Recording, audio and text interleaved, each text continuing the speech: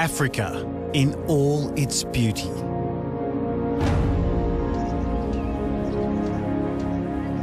Home to some of the world's most spectacular animals. None more majestic than the king. But the odds are against these cubs ever making it to adulthood. Lions are being poisoned, shot and speared at a staggering rate. These could be among the last of the truly wild lions left in Africa. Is it possible that the lion could become extinct?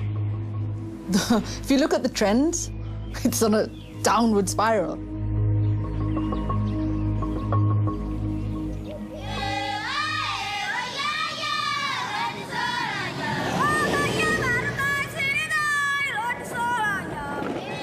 I've come to the Masai Mara in Kenya. It's early and the heat comes fiercely to this vast savannah.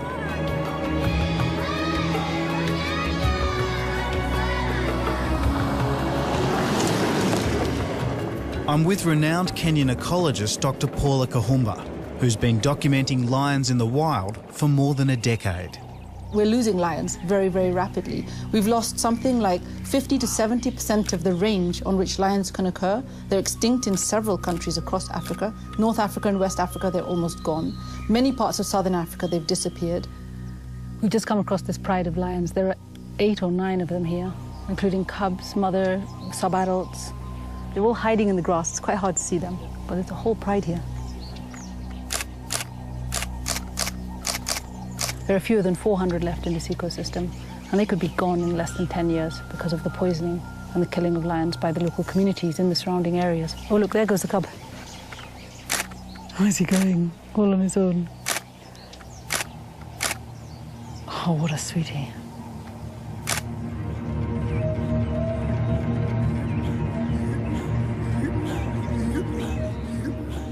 But Africans have long been killing lions, none more ruthlessly than the Samburu tribe of northern Kenya. The young men call themselves lion warriors. Their first kill is marked by a scar across their chest.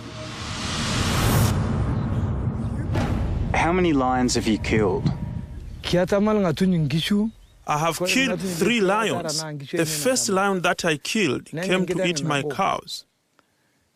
I took a spear and killed him with my spear.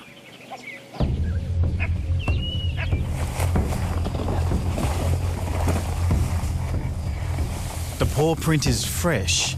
Lions are close by. Very close.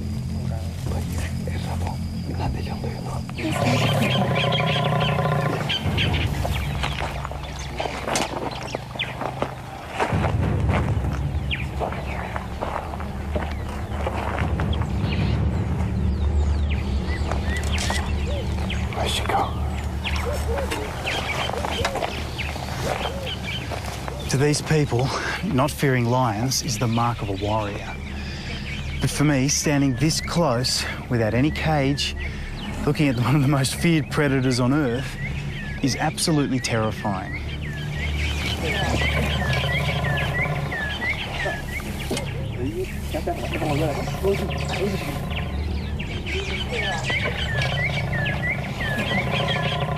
For hundreds of years, the Samburu have killed lions to protect their cattle, the lifeblood of their existence.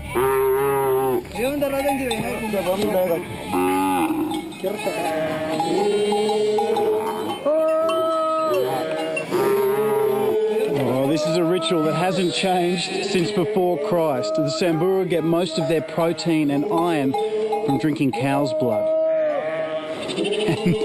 Now it's my turn to try. To be offered some is an honour you can't refuse. Here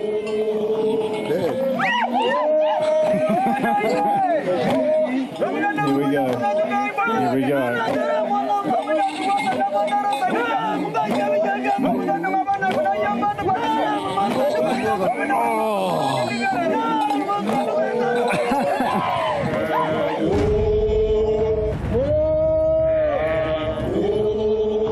In this warrior culture, the men compete to see who can jump the highest.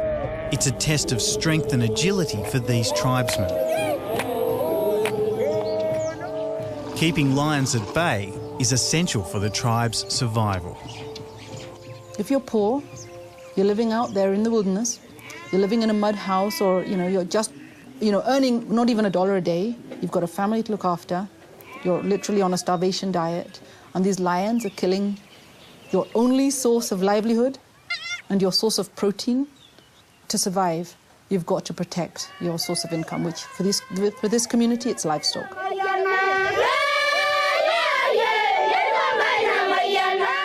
As Africa's human population explodes, living with lions is becoming more and more difficult. Less land means less prey, and that's where the trouble begins. I'm in the burning heart of Kenya, the traditional home of the lion and its quarry.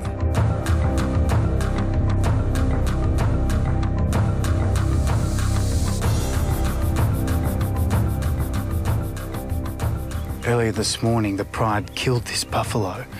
Now, after resting, they're coming back to feast on the body.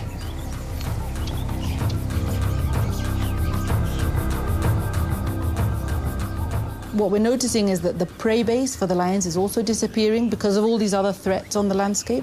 And so lions have less prey to go for, so they do go for livestock. That causes a clash. And then people kill those lions. How many lions have you killed? We managed to kill 27 lions. 27 lions. A lion is like a robber. He come to my home and take my cows. We can kill all of them. 2 months ago, Emmanuel Tendere was true to his word. After lions killed 18 cattle and almost 100 sheep and goats in his village outside Nairobi, Emmanuel led a lion lynch mob. They cornered and speared 3 big cats. Why can't you live with lions? Because the lions are the big enemy of a cow. You cannot put a lion with a cow. The latest weapon being used against them is poison. One of the most toxic is a cheap American chemical called Furadan. It's designed as a pesticide, but misused as lion killer. Farmers lace animal carcasses like this with the poison, knowing the lions will come for an easy meal. It's the most innovative and devastating way of killing lions. It's sprinkled on the carcass, lions come, they feed on it. Within 15 minutes, the lions will become paralyzed. 1 teaspoon of this pesticide, you could kill a whole pride of lions, 8 to 10 lions.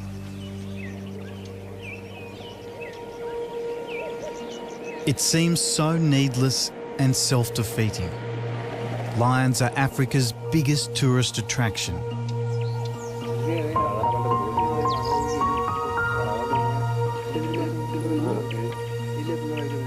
But in the place I least expected to find it, there's new hope. Turning against thousands of years of tradition, the Samburu have switched sides, from lion killers to lion protectors, before there's none left. Rather than spear them, they now chase them away. This is the head and paw of the last lion killed by the tribe. So why do you now protect lions?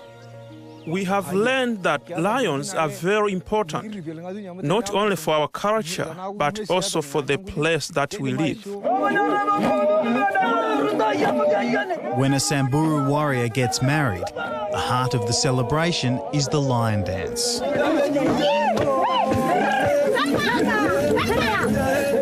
The joint is jumping, hypnotic enough to send some into a trance. Around their legs they tie lion skin, but perhaps not for much longer.